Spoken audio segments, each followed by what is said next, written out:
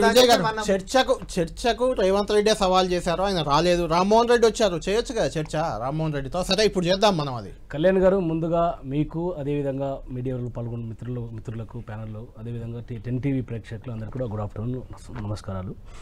ముఖ్యమంత్రి రేవంత్ రెడ్డి గారు ఈ నెల 4వ తారీఖు రోజున ఎల్బీ స్టేడియంలో జై బాపు జై భీమ్ జై సంవిధాన్ అనేటువంటి ఒక కార్యక్రమం తీసుకొని దానికి అఖిల భారత కాంగ్రెస్ అధ్యక్షులు ఖర్గే గారు రావడం, ఆ వేదికలో ముఖ్యమంత్రి గారు మాట్లాడినటువంటి కొన్ని మాటలు, దాన్ని మా పార్టీ వర్కింగ్ ప్రెసిడెంట్ కేటీఆర్ గారు వారు ఇచ్చినటువంటి సవాల్ని వారేమన్నారు, ముఖ్యమంత్రి గారు రేవంత్ రెడ్డి గారు కేసీఆర్ గారు వస్తారా, కేటీఆర్ గారు వస్తారా, కిషన్ రెడ్డి గారికి వస్తారా, మోడీ గారు వస్తారా అని చెప్పేసి వారు సవాలు విసిరిండు.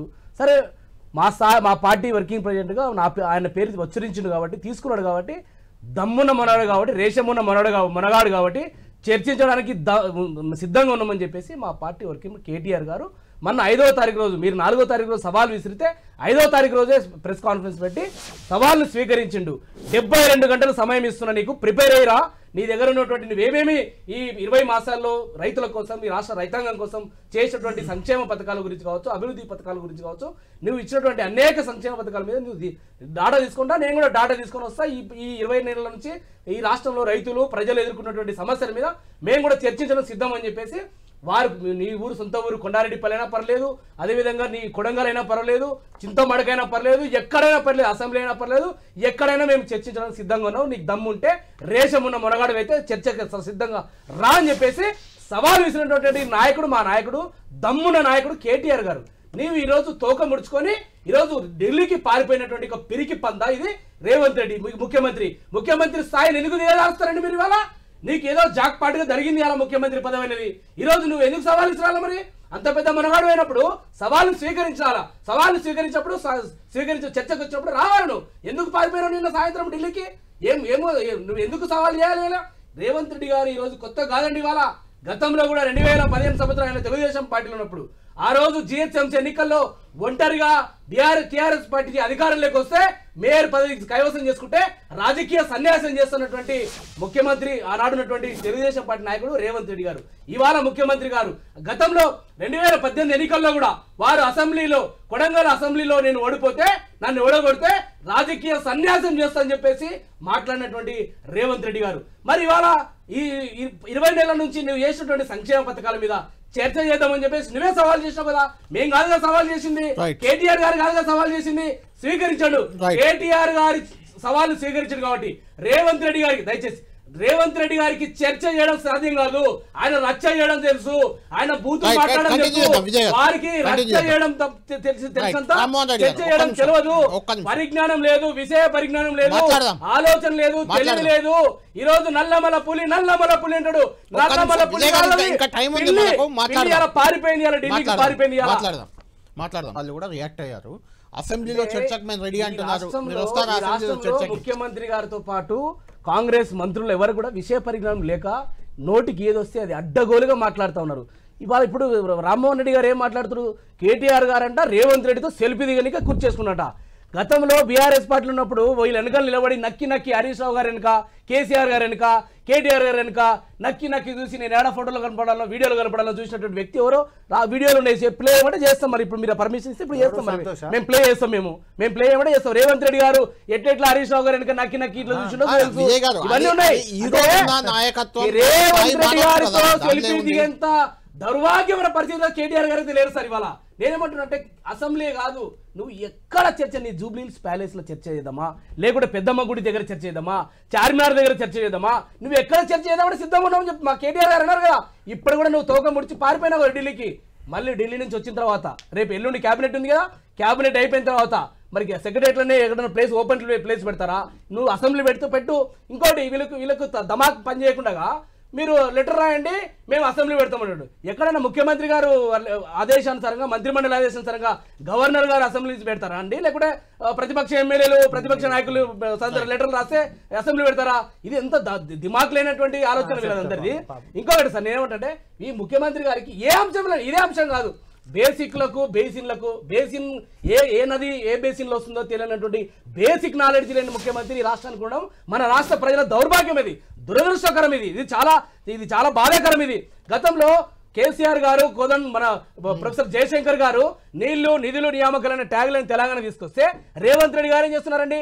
నీళ్ళని ఆంధ్ర తీసుకెళ్తా ఉన్నాడు, నిధులను ఢిల్లీ తీసుకెళ్తా ఉన్నాడు, నియామకాలను తన చుట్టూ ఉండేటువంటి తొత్తులకు ఇవాళ నియామకాలు ఇస్తూ ఉద్యోగం అశోక్ గతంలో నిరుద్యోగుల విషయం గ్రూప్ వన్ విషయంలో రేవంత్ రెడ్డి గారు రాహుల్ గాంధీ గారిని అశోక్ నగర్ తీసుకొస్తే ఉద్యోగాలు ఇద్దరికి వచ్చినాయి. ఆయనకు ఎల్ఓపి పార్లమెంట్ లో ప్రతిపక్ష నాయకుడు ఏండు, ఈ రాష్ట్రంలో ముఖ్యమంత్రి గారు రేవంత్ రెడ్డి గారు. మరి నిరుద్యోగుల సమస్య గురించి ఎందుకు పట్టించుకోవట్లేదు? ఇవాళ ఇంకా సిగ్గు లేకుండా మాట్లాడుతున్నారు ఇప్పుడు ముఖ్యమంత్రి.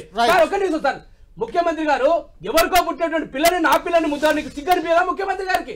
60,000 ఉద్యోగాలకి ఒక్కటి లెక్క తప్పినా ఏ దేశం నేను సిద్ధం అని చెప్పేసి మాట్లాడతాడు.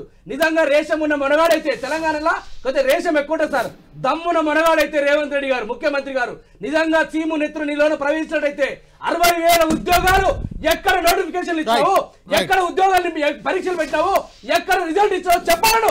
మా కేసీఆర్ గారు ఉద్యోగ నోటిఫికేషన్లు ఇచ్చి పరీక్షలు పెట్టి ఉద్యోగాలను నియమం రిజల్ట్ అనౌన్స్ చేస్తే ఎన్నికల కోడ్ ఉంది కాబట్టి ఎన్నికల కోడ్ అయిన తర్వాత నువ్వు మా పార్టీ నియమించిన ఉద్యోగాలని నువ్వు నియామక పత్రాలు ఇచ్చిన నేను గొప్ప సంబంధించి విజయ్ గారు చెప్పండి. విజయ్ గారు సరే అది సబ్జెక్ట్ కాదు, ఇప్పుడు చెప్పండి. ఇప్పుడు రామ్మోహన్ రెడ్డి గారు ఏ చర్చ చేశారు 10 ఏళ్లలో రైతులకు మీరు ఏం చేశారు?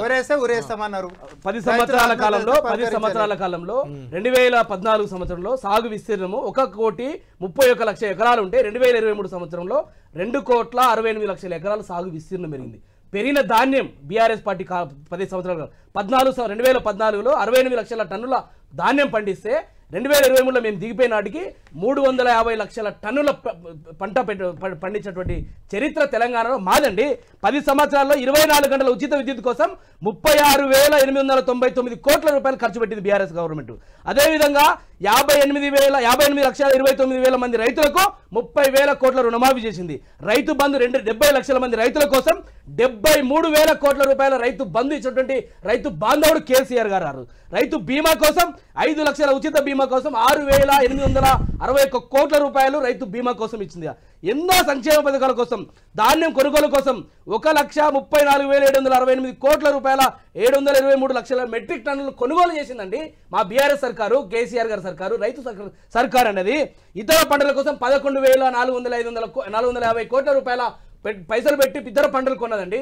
ఈ రోజు మీరు మాట్లాడతారు సన్నాలకు 500 బోనస్ ఇస్తామని బోగస్ మాటలు మాట్లాడుతూ ఉన్నారు. ఇవాళ 1,161 కోట్ల రూపాయలు ఈరోజు సన్నాలకు బోనస్ ఇస్తామన్నటువంటి ఈ ప్రభుత్వం, కాంగ్రెస్ ప్రభుత్వం 1,160 కోట్ల రూపాయలు రైతులకు 3 మాసాలుగా పెండింగ్ ఉందండి. ఇవాళ రైతులు ఎదురు చూస్తా ఉన్నారు. ఇవాళ నీ దగ్గర అగ్రికల్చర్ డిపార్ట్మెంట్, నీ దగ్గర సివిల్ సప్లై డిపార్ట్మెంట్ దగ్గర లెక్కలు ఉన్నాయి, తెలుసుకోండి. మీరు ఏం మాట్లాడారు? రాహుల్ గాంధీ తీసుకొచ్చి 2022లో ఏం మాట్లాడారు? వరంగల్ రైతు డిక్లరేషన్ తీసుకొచ్చారు. వరంగల్ రైతు డిక్లరేషన్ లో 15,000 రూపాయలు ప్రతి ఎకరాకి ఇస్తామని ఆ రోజు కేసీఆర్ గారు తీసిపెట్టినటువంటి రైతు బంధు నిధులని ఆ రోజు రేవంత్ రెడ్డి గారు ఎలక్షన్ కమిషన్ నిధులు ఆపిస్తే ఈ ప్రభుత్వం 2023 డిసెంబర్ 7 తారీఖు తర్వాత ప్రభుత్వం వచ్చిన తర్వాత ఒక నిమిషం ప్లీజ్, ప్రభుత్వం వచ్చిన తర్వాత పార్లమెంట్ ఎన్నికల ముందు ఒక్కసారి అది 15,000 ఇస్తామన్నటువంటి ప్రభుత్వం 5,000 రూపాయలు మాత్రం ప్రతి ఎకరాకి ఇచ్చింది. తర్వాత ఇప్పుడు స్థానిక ఎన్నికలు రాబోతా ఉన్నాయి కాబట్టి అది 15,000 ఇవ్వాల్సింది 12,000 ఇస్తామని చెప్పేసి ఈ రోజు ఇచ్చినారు. ఇంకా 3 సీజన్లను ఎగరగొట్టినటువంటి ప్రభుత్వం కాంగ్రెస్ ప్రభుత్వం. ఇది ముమ్మాటికి రైతు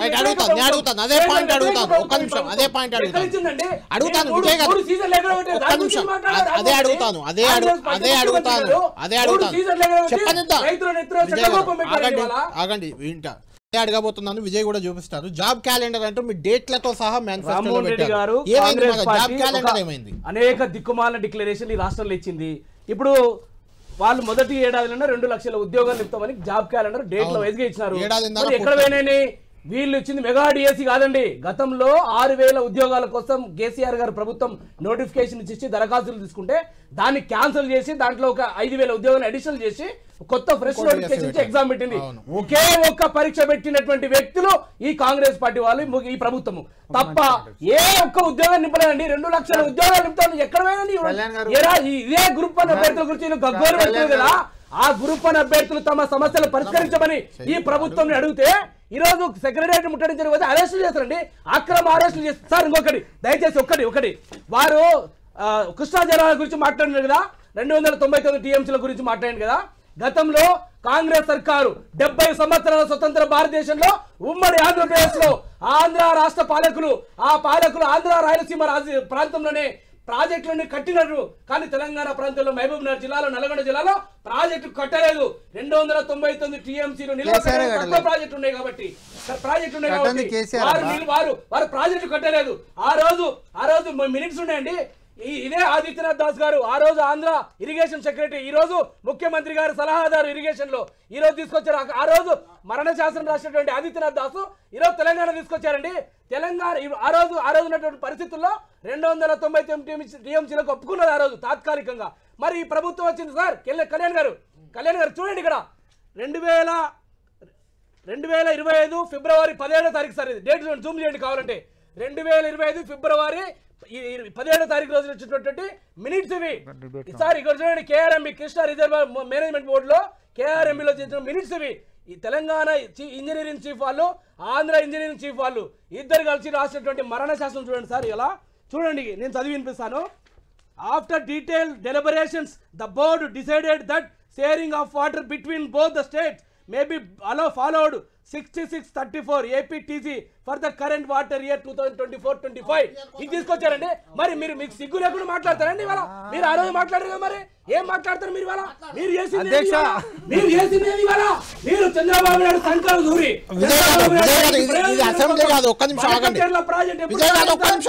చంద్రబాబు నాయుడు గారు చూడ రామ్మోహన్ గారు మళ్ళీ చెప్పండి. చంద్రబాబు నాయుడు గారు సార్ చూడండి, చంద్రబాబు నాయుడు గారు నవంబర్ 15 80,000 కోట్ల రూపాయలు బీజేపీ మంత్రికి నిర్మలా ఫైనాన్స్ మినిస్టర్ లెటర్ రాస్తే ఆ ఫైనాన్స్ మినిస్టర్ గారు బ్యాంకుల కన్సార్షియం కు ఒక్క నిమిషం విజయ్ గారు, ఒక్క నిమిషం